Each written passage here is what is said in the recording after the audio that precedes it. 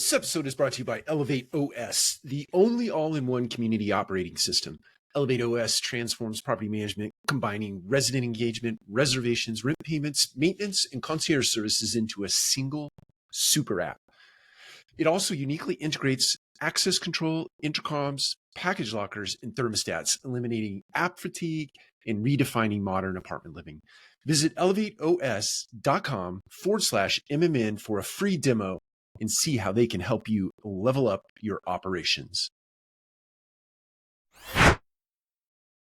Welcome to another episode of the Multifamily Collective. Today, let's talk about the unforeseen cost of a fixed mindset. Now, just to set context, there was some tremendous work, incredible work done by Carol Dweck.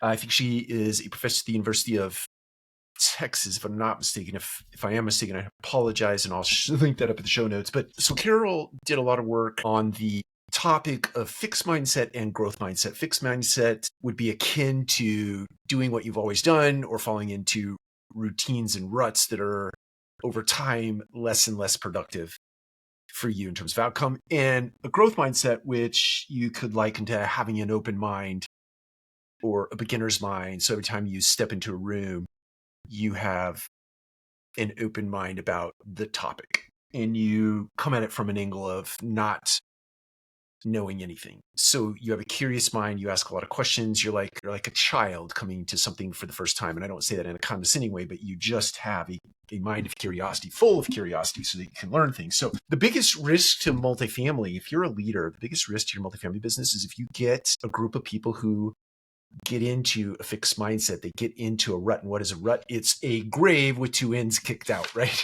It is the start of a decline.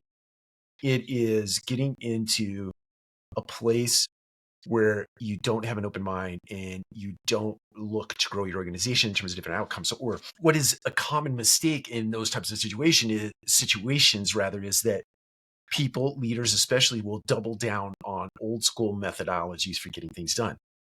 They sort of reduce themselves to the level of training or the level of open-mindedness that they've had in the past, instead of being fully open-minded, or what I like to say is open kimono, in that you are vulnerable, that you set your mind for learning, you set your mind for new ideas, you set your mind for collaboration, where two minds come together, a third mind exists and it creates better ideas. You set your mind for that as you go into rooms.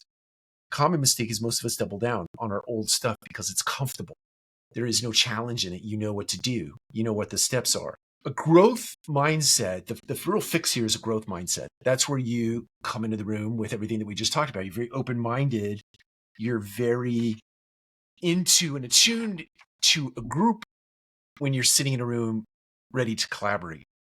You put prompts into the room that juice creativity, that juice the collaborative nature of the group.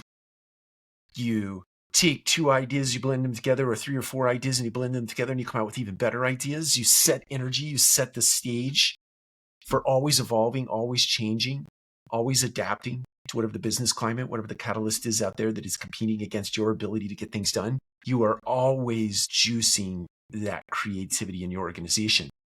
And the benefit is that your organization, your team members are more enriched and thereby more engaged.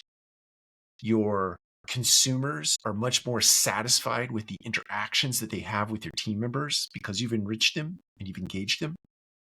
And your business partners, the people that help you get your business done, are more enriched and more engaged because you have systems and processes in place that benefit them in terms of doing business with you. And ultimately, investors win. That constituent that I always put in the last position, it doesn't mean that they are not as important as any of these other constituents, but I always put them over here because all of these things done well yields a very good return for an investor. My actionable tips for you today is audit your thinking. You have to show up in the morning, look yourself in the mirror and say, I am going to be a different version of myself today than I was yesterday. I am going to keep an open mindset as I enter into this day as a leader.